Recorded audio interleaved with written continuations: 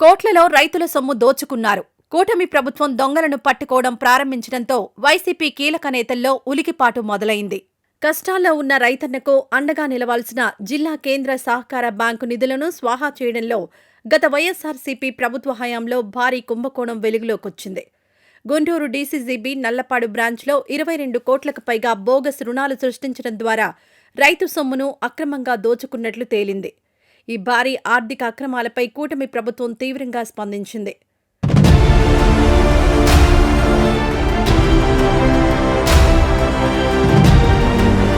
ఈ కుంభకోణానికి పాల్పడ్డారనే ఆరోపణలపై నల్లపాడు పోలీసులు మొత్తం 14 మందిపై క్రిమినల్ కేసులు నమోదు చేశారు.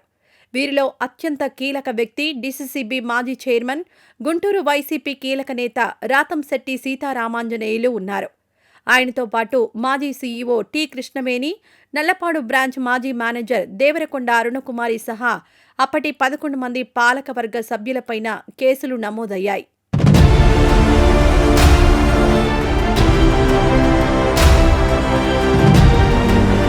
ప్రస్తుతం డీసీసీబీ చైర్మన్ మక్కెన మల్లికార్జునరావు స్పందిస్తూ అక్రమాలు అప్పటి పాలకవర్గం తీర్మానాల మేరకు జరిగాయని, రాజకీయ వివక్ష లేకుండా ఎంత పెద్ద నాయకులున్నా చర్యలు తీసుకుంటామని తెలిపారు. బోగస్ రుణాల మొత్తాన్ని రికవరీ చేస్తామని, నల్లపాడుతో పాటు పొన్నూరు, ప్రత్తిపాడు, మంగళగిరి, వినుకొండ, గురజాల బ్రాంచులలో కూడా విచారణ జరిపిస్తామని ఆయన వెల్లడించారు. ఈ అంశం ముఖ్యమంత్రి చంద్రబాబు, వ్యవసాయ శాఖ మంత్రి అచ్చెన్నాయుడు దృష్టిలో ఉందని తెలిపారు. మాజీ పాలకవర్గంపై క్రిమినల్ కేసులు నమోదు కావడంతో సహకార వ్యవస్థలో ఉన్న లోపాలు, ఇతర బ్రాంచులలో జరిగిన అక్రమాల పూర్తి వివరాలు కూడా వెలుగులోకొచ్చే అవకాశం ఉందని అధికారులు భావిస్తున్నారు.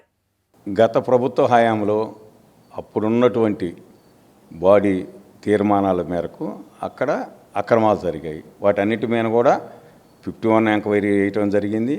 దాని మీద ఆ 51 ఎంక్వైరీ రిపోర్ట్ వచ్చింది. ఆ రిపోర్ట్ వచ్చిన మీదట ఆనాడు ఎవరైతే బాధ్యులు ఉన్నారో వారందరి మీద కూడా క్రమశిక్షణ చర్యలు తీసుకున్నాం. అక్కడ ఉన్నటువంటి బ్రాంచ్ మేనేజర్ని సస్పెండ్ చేయడం జరిగింది. ఆనాడు ఉన్నటువంటి సీఈఓ గారిని కూడా కృష్ణవేణి గారు సస్పెండ్ చేయడం జరిగింది.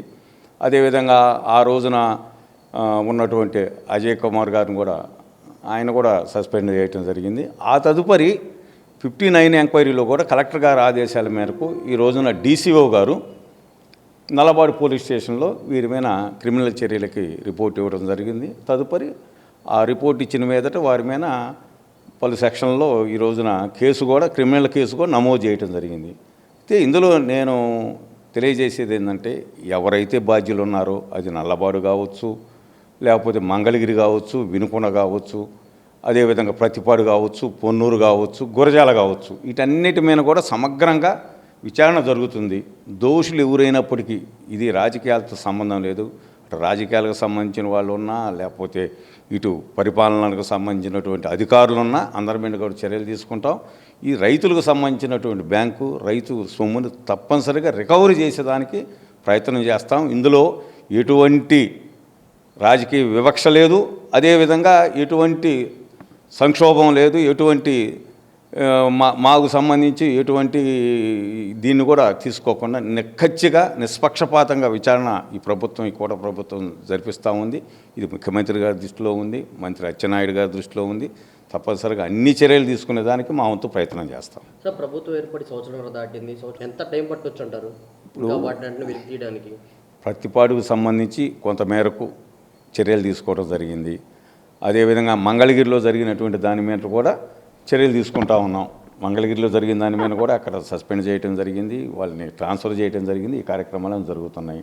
అదేవిధంగా నల్లబాడులో కూడా పూర్తి స్థాయిలో ఎంక్వైరీ జరిగి దానికి రిపోర్టు రావాలి కదా, రిపోర్ట్ వచ్చిన తర్వాత చర్యలు తీసుకున్నాం. ఇంకా వినుకొండ, గురజాల, పొన్నూరు సంబంధించినటువంటి వాటి మీద కూడా మేము తప్పనిసరిగా చర్యలు తీసుకుంటాం. నివేదికల రంగంలోనే చర్యలు తీసుకునేదానికి ఒక్కొక్కరు వస్తాం. ఈ వీడియో నచ్చితే లైక్ చేయండి. అలాగే మా ఛానల్ ని ఫస్ట్ టైం కనుక చూస్తున్నట్టయితే ఇప్పుడే సబ్స్క్రైబ్ చేసుకుని పక్కనే ఉన్న గంట సింబల్ ని యాక్టివేట్ చేసుకోండి. అప్పుడే మేము పెట్టే ప్రతి వీడియో మీకు నోటిఫికేషన్ గా వస్తుంది. అలాగే ఈ వీడియో పూర్తిగా చూసినందుకు ధన్యవాదాలు.